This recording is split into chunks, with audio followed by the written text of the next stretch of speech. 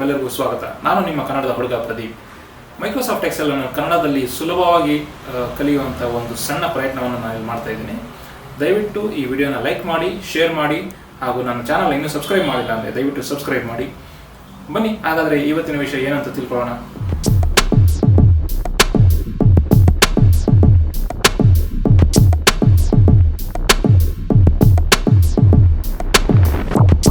ನಮಸ್ಕಾರ ಸ್ನೇಹಿತರೆ, ಇವತ್ತಿನ ವಿಡಿಯೋದಲ್ಲಿ ಡೆವಲಪರ್ ಟ್ಯಾಬ್ನ ಯೂಸ್ ಮಾಡಿಕೊಂಡು ಡೈನಮಿಕ್ ಡ್ಯಾಶ್ ಬೋರ್ಡ್ಸ್ನ ಹೇಗೆ ಕ್ರಿಯೇಟ್ ಮಾಡ್ಬೋದು ಅಂತ ನಾನು ನಿಮಗೆ ಇಲ್ಲಿ ತಿಳಿಸ್ಕೊಡ್ತೀನಿ. ನೋಡಿ, ಇಲ್ಲಿ ನಾನೊಂದು ಸ್ಯಾಂಪಲ್ ಡೇಟಾ ಕೊಟ್ಟಿದ್ದೀನಿ. 5 ಸಿಟೀಸ್ಗೆ 6 ತಿಂಗಳ ಸೇಲ್ಸ್ ಟ್ರೆಂಡ್ಸ್ ಅನ್ನ ಇಲ್ಲಿ ನಾನು ಕೊಟ್ಟಿದ್ದೀನಿ. ನೋಡಿ, ಉದಾಹರಣೆಗೆ ನಾವು ಪವರ್ ಪಾಯಿಂಟ್ ಪ್ರೆಸೆಂಟೇಷನ್ ಮಾಡ್ತಾ ಇದೀವಿ ಅಂತ ಇಟ್ಕೊಳ್ಳಿ. ಅದರಲ್ಲಿ ಒಂದು ತಿಂಗಳಿನ ಎಲ್ಲಾ ಸಿಟಿದು ಡಿಫರೆನ್ಸ್ ಗ್ರಾಫ್ ಕೊಡಬೇಕು ಅಂತಂದ್ರೆ ನಾವು ಇಲ್ಲಿ 6 ಗ್ರಾಫ್ನ ಕೊಡ್ಬೇಕಾಗತ್ತೆ. ನೋಡಿ, ಜನವರಿಗೊಂದು, ಫೆಬ್ರವರಿಗೊಂದು, ಮಾರ್ಚ್, ಆ ಥರ 6 ಗ್ರಾಫ್ನ ನಾವಿಲ್ಲಿ ಡಿಫ್ರೆಂಟ್ ಆಗಿ ಡಿಸೈನ್ ಮಾಡಿ ಮತ್ತೆ ಅದನ್ನ ನಾವು PPTಗೆ ಕಾಪಿ ಪೇಸ್ಟ್ ಮಾಡಬೇಕಾಗುತ್ತೆ. ಅದೇ ರೀತಿ ನಾವು ಒಂದು ಸಿಟಿಗೆ 6 ತಿಂಗಳ ಟ್ರೆಂಡ್ ತೋರಿಸ್ಬೇಕಂತಂದ್ರೆ ನಾವು 5 ಗ್ರಾಫ್ ಪ್ರಿಪೇರ್ ಮಾಡಬೇಕಾಗುತ್ತೆ. ನೋಡಿ, ಬ್ಯಾಂಗ್ಳೂರ್ಗೆ ಒಂದು, ಚೆನ್ನೈಗೆ ಒಂದು, ಡೆಲ್ಲಿಗೆ ಒಂದು, ಹೈದರಾಬಾದ್ ಒಂದು ಮತ್ತು ಮುಂಬೈಗೆ ಒಂದು. ಇದೇ ರೀತಿ ನಮ್ಮ ಹತ್ರ ಇನ್ನಷ್ಟು ಕಾಂಪ್ಲೆಕ್ಸ್ ಆಗಿರುವಂತಹ ಡೇಟಾ ಬಂದಾಗ ನಾವು 106 ಗ್ರಾಫ್ಗಳನ್ನ ಸಪರೇಟ್ ಆಗಿ ಪ್ರಿಪೇರ್ ಮಾಡಿ ಪವರ್ ಪಾಯಿಂಟ್ ಪ್ರೆಸೆಂಟೇಷನ್ಸ್ಗೆ ಹಾಕೋದು ತುಂಬಾನೇ ಕಷ್ಟವಾಗಿರುವಂತಹ ಕೆಲಸ.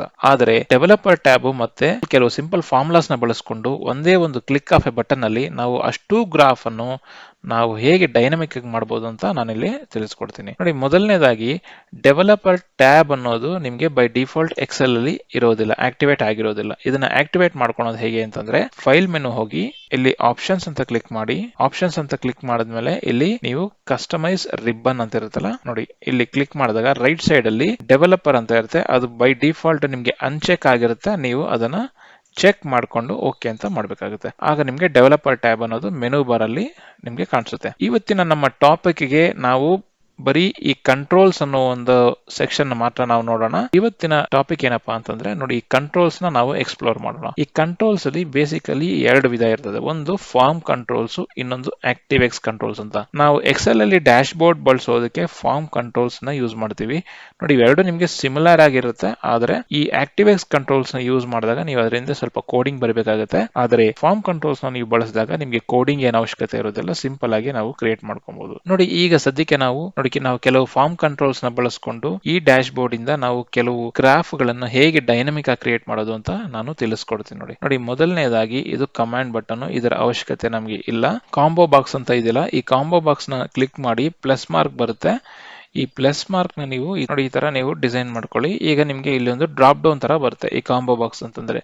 ಈ ಕಾಂಬೋ ಬಾಕ್ಸ್ ಗೆ ನಾವು ಈಗ ಡ್ರಾಪ್ ಡೌನ್ ಅಲ್ಲಿ ಮೊದಲಿಗೆ ಲಿಸ್ಟ್ ಕೊಡಬೇಕು. ಅದು ಹೇಗೆ ಆಡ್ ಮಾಡೋದು ಅಂತಂದ್ರೆ ನೋಡಿ, ರೈಟ್ ಕ್ಲಿಕ್ ಮಾಡ್ತಾ ಇದ್ದೀನಿ, ಫಾರ್ಮ್ಯಾಟ್ ಕಂಟ್ರೋಲ್ ಅಂತ ಕ್ಲಿಕ್ ಮಾಡಿ. ನೋಡಿ, ಇದು ಇನ್ಪುಟ್ ರೇಂಜ್ ಅಂತ ಕೇಳ್ತಾ ಇದೆ.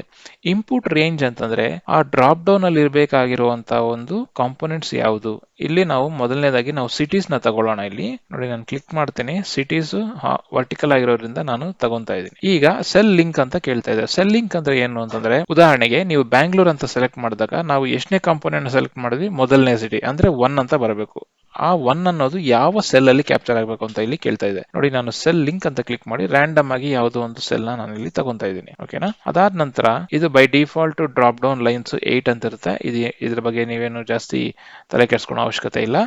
ಆಮೇಲೆ 3D ಶೇಡಿಂಗ್ ಅಂತಂದ್ರೆ ನಿಮ್ಗೆ ಒಂದು ಸಾಫ್ಟ್ವೇರ್ ಫೀಲ್ ಕೊಡುತ್ತೆ. ಇದು ನೋಡೋರಲ್ಲ, ನೋಡಿ 3D ಶೇಡಿಂಗ್ ಅಲ್ಲಿ ಬಂದಿದೆ. ಈಗ ನೋಡಿ, ನಾವು ಇದಕ್ಕೆ ಡ್ರಾಪ್ ಡೌನ್ ಆಡ್ ಮಾಡಿದೀವಲ್ಲ, ನೋಡಿ ಇಲ್ಲಿ ನಾನು ಬ್ಯಾಂಗ್ಳೂರ್ ಅಂತ ಸೆಲೆಕ್ಟ್ ಮಾಡಿದಾಗ ನಮಗೆ 1ನೇ ಸಿಟಿ ಸೆಲೆಕ್ಟ್ ಆಗಿದೆ ಅಂತ ಬಂತು. ಡೆಲ್ಲಿ ಅಂತ ಸೆಲೆಕ್ಟ್ ಮಾಡಿದಾಗ ನಮಗೆ 3ನೇ ಸಿಟಿ ಸೆಲೆಕ್ಟ್ ಆಗಿದೆ ಅಂತ ಬಂತು. ಅರ್ಥ ಆಯ್ತಲ್ಲ? ಅದೇ ರೀತಿ 4 ಮತ್ತು 5 ಅಂತ ಇದು ಸೆಲೆಕ್ಟ್ ಆಗುತ್ತೆ.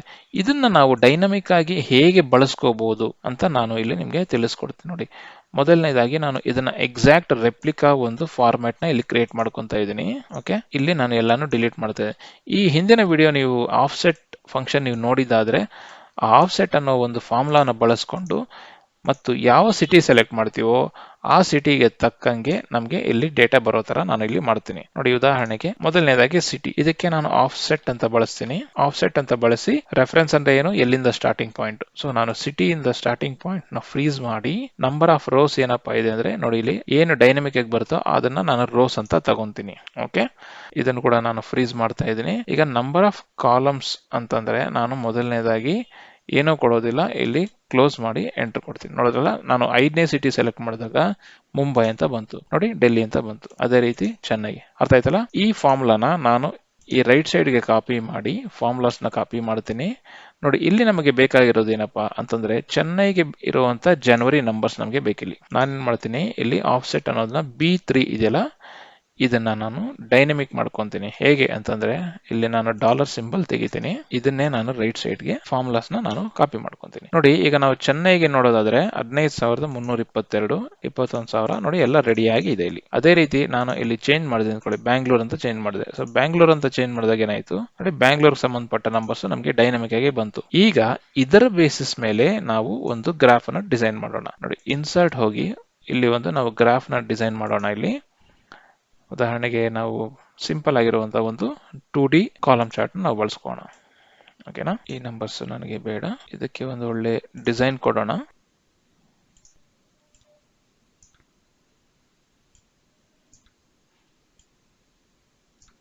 ನೋಡಿ ಇಲ್ಲಿ ನಾನು ಒಂದು ಸಿಂಪಲ್ ಆಗಿರೋ ಒಂದು ಫಾರ್ಮುಲಾ ಕೊಡ್ತೀನಿ ಹೆಡಿಂಗ್ ಹಾಕೋದಕ್ಕೋಸ್ಕರ. ಏನಪ್ಪ ಕೊಡ್ತೀನಿ ಅಂದ್ರೆ ಡಬಲ್ ಕೋಟ್ಸ್ ಅಲ್ಲಿ ಸೇಲ್ಸ್ ಟ್ರೆಂಡ್ ಆಫ್ ಅಂತ ಡಬಲ್ ಕೋಟ್ಸ್ ಕೊಟ್ಟು ನಾನು ಯಾವ ಸಿಟಿ ತಗೊಂತೀನಿ, ಬ್ಯಾಂಗ್ಳೂರ್, ಇದನ್ನ ನಾನು ಫ್ರೀಸ್ ಮಾಡಿ ಎಂಟರ್ ಮಾಡ್ತೀನಿ.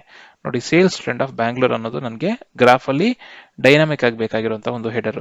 ಸೊ ನಾನು ಇಲ್ಲಿ ಡೈನಾಮಿಕ್ ಆಗಿ ಹೇಗೆ ಕೊಡ್ತೀನಿ ಅಂತಂದ್ರೆ ಕ್ಲಿಕ್ ಮಾಡ್ತೀನಿ. ನೋಡಿ ಫಾರ್ಮುಲಾ ಬಾರ್ ಹೋಗಿ ಇಸ್ ಈಕ್ವಲ್ ಟು ಅಂತ ಕೊಟ್ಟು ನೋಡಿ ಈ ಸೇಲ್ಸ್ ಟ್ರೆಂಡ್ ಆಫ್ ಬ್ಯಾಂಗ್ಳೂರ್ ಅಂತಿದೆಯಲ್ಲ ಅದನ್ನ ನೀವು ಸೆಲೆಕ್ಟ್ ಮಾಡ್ಕೊಳ್ಳಿ. ಆ ನಂತರ ನೀವು ಅದನ್ನ ಹೈಟ್ ಕೂಡ ಮಾಡ್ಕೊಬಹುದು ಗ್ರಾಫ್ ನ ಮೇಲೆ ಎಳೆದು. ಓಕೆ, ಈಗ ನೋಡಿ ನಾನು ಬ್ಯಾಂಗ್ಳೂರ್ ಸೆಲೆಕ್ಟ್ ಮಾಡಿದಕ್ಕೆ ನನಗೆ ಸೇಲ್ಸ್ ಟ್ರೆಂಡ್ ಆಫ್ ಬ್ಯಾಂಗ್ಳೂರ್ ಅಂತ ಬಂತು. ನಾನು ಚೆನ್ನೈ ಅಂತ ಸೆಲೆಕ್ಟ್ ಮಾಡಿದಾಗ ಡೈನಾಮಿಕ್ ಆಗಿ ನಿಮಗೆ ಸೇಲ್ಸ್ ಟ್ರೆಂಡ್ ಆಫ್ ಚೆನ್ನೈ ಅಂತ ಬಂತು. ನಂಬರ್ಸ್ ಕೂಡ ನಿಮಗೆ ಚೇಂಜ್ ಆಗ್ತಾ ಇದೆ.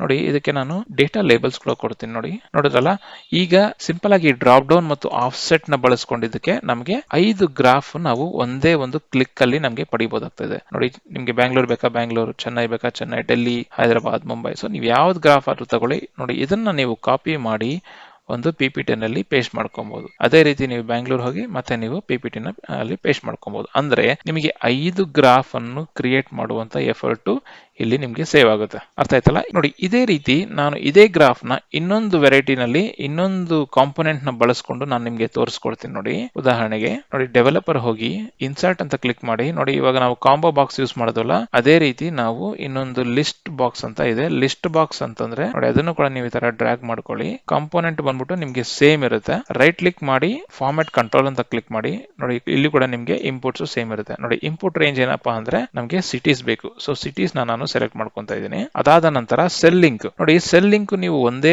ಸೆಲ್ ನ ಇನ್ನೊಂದು ಕೂಡ ನೀವು ಲಿಂಕ್ ಮಾಡಬಹುದು. ಉದಾಹರಣೆಗೆ ನಾನು ಇದೇ ಸೆಲ್ ನ ನಾನು ಲಿಂಕ್ ಮಾಡ್ತಾ ಇದ್ದೀನಿ.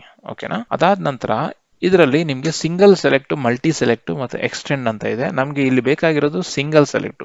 ಮಲ್ಟಿ ಸೆಲೆಕ್ಟ್ ಗೆ ನಮ್ಗೆ ಇದು ಡೈನಾಮಿಕ್ ಆಗಿ ವರ್ಕ್ ಆಗೋದಿಲ್ಲ. ಓಕೆ, ಸೊ ಅದಕ್ಕೆ ನಾನು ಸಿಂಗಲ್ ಸೆಲೆಕ್ಟ್ ಅಂತ ಕ್ಲಿಕ್ ಮಾಡಿ 3D ಶೇಡಿಂಗ್ ಅಂತ ಕೊಟ್ಟು ಓಕೆ ಮಾಡ್ತಾ ಇದ್ದೀನಿ. ನೋಡಿ ನಮ್ಗೆ ಇಲ್ಲಿ ಮತ್ತೆ ಲಿಸ್ಟ್ ಬಂತು. ನೋಡಿ ಈ ಉದಾಹರಣೆಗೆ ನಾನು ಚೆನ್ನೈ ಅಂತ ಸೆಲೆಕ್ಟ್ ಮಾಡ್ಬೋದು. ನೋಡಿ ಎರಡೂ ಕಡೆ ನಿಮ್ಗೆ ಚೆನ್ನೈ ಅಂತ ಬರ್ತಾ ಇದೆ. ನೋಡಿ ಡೆಲ್ಲಿ, ನೋಡಲ್ಲ ಡೈನಮಿಕ್ ಆಗಿ ನೀವು ಒಂದು ಗ್ರಾಫ್ ನ ನೀವು ಕ್ರಿಯೇಟ್ ಮಾಡ್ಕೊಬಹುದು. ಇನ್ನೂ ಒಂದು ಕೆಲವು ಕಾಂಪೋನೆಂಟ್ಸ್ ನಾನು ಇಲ್ಲಿ ತೋರಿಸ್ತೀನಿ, ಅದು ಹೇಗೆ ವರ್ಕ್ ಆಗುತ್ತೆ ಅಂತಂದ್ರೆ ಉದಾಹರಣೆಗೆ ನೋಡಿ ನಾನು ಇಲ್ಲಿ ಚೆಕ್ ಬಾಕ್ಸ್ ಕೊಡ್ತೇನೆ. ಚೆಕ್ ಬಾಕ್ಸ್ ಅಂತಂದ್ರೆ ಏನು ನೋಡಿ, ಇಲ್ಲೊಂದು ನಾನು ಡ್ರಾ ಮಾಡ್ತೀನಿ. ನೋಡಿ ಚೆಕ್ ಬಾಕ್ಸ್ 4 ಅಂತ ಇದೆ. ಇಲ್ಲಿ ಉದಾಹರಣೆಗೆ ನಾನು ಒಂದು ಆಪ್ಷನ್ ಕೊಡ್ತೀನಿ ಬ್ಯಾಂಗ್ಳೂರ್ ಅಂತ. ಓಕೆನಾ, ನೋಡಿ ಇದಕ್ಕೂ ಕೂಡ ನಾನು ರೈಟ್ ಕ್ಲಿಕ್ ಮಾಡಿ ಫಾರ್ಮ್ಯಾಟ್ ಕಂಟ್ರೋಲ್ ಕೊಟ್ಟು ನೋಡಿ ಚೆಕ್ಡ್ ಅಂತಿದ್ದಾಗ ಸೆಲ್ ಲಿಂಕ್ ಅಲ್ಲಿ 1 ಅಂತ ಬರಬೇಕು. ಇಲ್ಲಿ ಉದಾಹರಣೆಗೆ ನಾನು ಇಲ್ಲಿ ಕೊಡ್ತೀನಿ. ನೋಡಿ ಈಗ ನಾನು ಚೆಕ್ ಮಾಡಿದ್ರೆ ನನ್ಗೆ ಇಲ್ಲಿ ಟ್ರೂ ಅಂತ ಬರುತ್ತೆ. ಅಂದ್ರೆ ನಾನು ಬೆಂಗಳೂರಿನ ಚೆಕ್ ಮಾಡಿದಾಗ ಟ್ರೂ ಅಂತ ಬರುತ್ತೆ, ಅನ್ಚೆಕ್ ಮಾಡಿದಾಗ ಫಾಲ್ಸ್ ಅಂತ ಬರುತ್ತೆ. ಇದನ್ನ ಯಾವ ತರ ಬಳಸ್ಕೋಬಹುದು ಅಂತಂದ್ರೆ ನೋಡಿ ಇಲ್ಲಿ ಒಂದು ಸಿಂಪಲ್ ಫಾರ್ಮುಲಾ ಹಾಕ್ತೀನಿ. Is equal to if this is equal to true, Bangalore is selected ಅಂತ ಕೊಡ್ತೀನಿ. ಇಲ್ಲ ಅಂದ್ರೆ ನಾಟ್ ಅವೈಲೇಬಲ್ ಅಂತ ಕೊಡ್ತೀನಿ. ಓಕೆನಾ, ನೋಡಿ ನಾನು ಬ್ಯಾಂಗ್ಳೂರ್ ಅಂತ ಸೆಲೆಕ್ಟ್ ಮಾಡಿದ ತಕ್ಷಣ ಬ್ಯಾಂಗ್ಳೂರ್ ಇಸ್ ಸೆಲೆಕ್ಟೆಡ್ ಅಂತ ಬರ್ತಾ ಇದೆ. ಇಲ್ಲಿ ಫಾಲ್ಸ್ ಅಂತ ಬಂದ್ರೆ ನಾಟ್ ಅವೈಲೇಬಲ್ ಅಂತ ಬರ್ತಾ ಇದೆ. ನೋಡಿ ಇದು ಇಲ್ಲಿರುವಂತ ಎಲ್ಲಾ ಕಾಂಪೋನೆಂಟ್ಸ್ ಕೂಡ ನಿಮ್ಮ ಕ್ರಿಯೇಟಿವಿಟಿಗೆ ತಕ್ಕಂಗೆ ನೀವು format controls dynamic dash board ನ ಕ್ರಿಯೇಟ್ ಮಾಡೋದ್ರಲ್ಲಿ ನೀವು ಇದನ್ನ ಬಳಸ್ಕೊಬಹುದು. ಅದೇ ರೀತಿ ರೇಡಿಯೋ ಬಟನ್ಸ್ ಅಂದ್ರೆ ನಿಮ್ಗೆ ಮಲ್ಟಿಪಲ್ ರೇಡಿಯೋ ಬಟನ್ಸ್ ಇರಬಹುದು, ಆದ್ರೆ ಒಂದು ಆಪ್ಷನ್ ಮಾತ್ರ ಚೂಸ್ ಮಾಡಕ್ಕೆ ಸಾಧ್ಯ. ಉದಾಹರಣೆಗೆ ನಾನು ನಿಮ್ಗೆ ಇಲ್ಲಿ 2 ರೇಡಿಯೋ ಬಟನ್ ಕೊಡ್ತೀನಿ. ನೋಡಿ ಇಲ್ಲಿ ತೋರಿಸ್ತಾ ಇದೀನಿ ಆಪ್ಷನ್ 1. ಇಲ್ಲಿ ಆಪ್ಷನ್ 1 ಬಂದ್ಬಿಟ್ಟು ನಾನು ರೈಟ್ ಕ್ಲಿಕ್ ಮಾಡಿ ಎಡಿಟ್ ಟೆಕ್ಸ್ಟ್ ಅಂತ ಕೊಡ್ತಾ ಇದೀನಿ. ಆಪ್ಷನ್ 1 ಬೆಂಗಳೂರು ಅಂತ ಕೊಡ್ತಾ ಇದೀನಿ. ಅದೇ ರೀತಿ ಇನ್ನೂ ಒಂದು ರೇಡಿಯೋ ಬಟನ್ ಕೂಡ ನಾನು ಇಲ್ಲಿ ಎಂಟ್ರಿ ಮಾಡ್ತಾ ಇದೀನಿ. ಓಕೆ, ಇಲ್ಲಿ ನಾನು ಏನ್ ಕೊಡ್ತೀನಿ, ಚೆನ್ನೈ ಅಂತ ಕೊಡ್ತೀನಿ. ನೋಡಿ ಇದರಲ್ಲಿ 2ರಲ್ಲಿ ಒಂದು ಮಾತ್ರನೇ ನಾವು ಸೆಲೆಕ್ಟ್ ಮಾಡಬಹುದು. ಉದಾಹರಣೆಗೆ ನಾನು ಇಲ್ಲಿ ರೈಟ್ ಕ್ಲಿಕ್ ಕೊಟ್ಟು ಫಾರ್ಮ್ಯಾಟ್ ಕಂಟ್ರೋಲ್ ಅಂತ ಮಾಡ್ತೀನಿ. ನೋಡಿ ಇಲ್ಲಿ ಕೂಡ ನಾನು ಸೆಲ್ ಲಿಂಕ್ ಅನ್ನೋದು ಯಾವುದೋ ಒಂದು ರ್ಯಾಂಡಮ್ ಆಗಿ ಕೊಡ್ತಾ ಇದೀನಿ. ಓಕೆನಾ, ನೋಡಿ ಇದಕ್ಕೂ ಸಮೇತ ನಾನು ಫಾರ್ಮ್ಯಾಟ್ ಕಂಟ್ರೋಲ್ ಅಂತ ಆಟೋಮೆಟಿಕ್ ಅದು ಬಂದಿರುತ್ತೆ. ನೋಡಿ B24 ಗೆ ಅದು ಕೂಡ ನಿಮ್ಗೆ ಲಿಂಕ್ ಆಗಿರುತ್ತೆ. ನೋಡಿ ನಾನು ಇಲ್ಲಿ ಸೆಲೆಕ್ಟ್ ಮಾಡಿದಾಗ ಬ್ಯಾಂಗ್ಳೂರ್ ಅಂದ್ರೆ 1, ಚೆನ್ನೈ ಅಂದ್ರೆ ಟು ಆಟೋಮೆಟಿಕ್ ಬರ್ತದೆ ನೋಡಿ. ಯಾವುದೇ ಒಂದು ಸೆಲೆಕ್ಟ್ ಮಾಡಬಹುದು. ಸೊ ಇಲ್ಲಿ ಕೂಡ ನೀವು ಫಾರ್ಮುಲಾನ ಬಳಸಿ ಇಸ್ ಈಕ್ವಲ್ ಟು ಇಫ್ ಈ ನಂಬರ್ ಇಸ್ ಈಕ್ವಲ್ ಟು 1 ಅಂತಂದಾಗ ನೀವು ಬ್ಯಾಂಗ್ಳೂರ್ ಅಂತ ಕೊಡ್ಬೋದು, ಇಲ್ಲ ಅಂದ್ರೆ ಇದನ್ನ ನೀವು ಚೆನ್ನೈ ಅಂತ ಕೊಡ್ಬೋದು. ಓಕೆನಾ, ನೋಡಿ ಬ್ಯಾಂಗ್ಳೂರ್ ಸೆಲೆಕ್ಟ್ ಮಾಡಿದಾಗ ಬ್ಯಾಂಗ್ಳೂರ್, ಚೆನ್ನೈ ಸೆಲೆಕ್ಟ್ ಮಾಡಿದಾಗ ಚೆನ್ನೈ. ಸೊ ಇದನ್ನು ಕೂಡ ನೀವು ಡೈನಾಮಿಕ್ ಆಗಿ ಒಂದು ಡ್ಯಾಶ್ ಬೋರ್ಡ್ ಅಲ್ಲಿ ನೀವು ಬಳಸ್ಕೊಂಡು ಇದನ್ನ ಯುಟಿಲೈಸ್ ಮಾಡ್ಕೊಬಹುದು. ನೋಡಿರಲ್ಲ ಸ್ನೇಹಿತರೆ, ಈ ವಿಡಿಯೋ ನಿಮ್ಮೆಲ್ಲರಿಗೂ ಇಷ್ಟ ಆಗಿದೆ ಅಂತ ಭಾವಿಸ್ತಾ ದಯವಿಟ್ಟು ನನ್ನ ಚಾನಲ್ ನ ಸಬ್ಸ್ಕ್ರೈಬ್ ಮಾಡಿಲ್ಲ ಅಂದ್ರೆ ಸಬ್ಸ್ಕ್ರೈಬ್ ಮಾಡಿ, ಲೈಕ್ ಮಾಡಿ, ಶೇರ್ ಮಾಡಿ, ಪ್ರೋತ್ಸಾಹಿಸಿ. ಧನ್ಯವಾದಗಳು.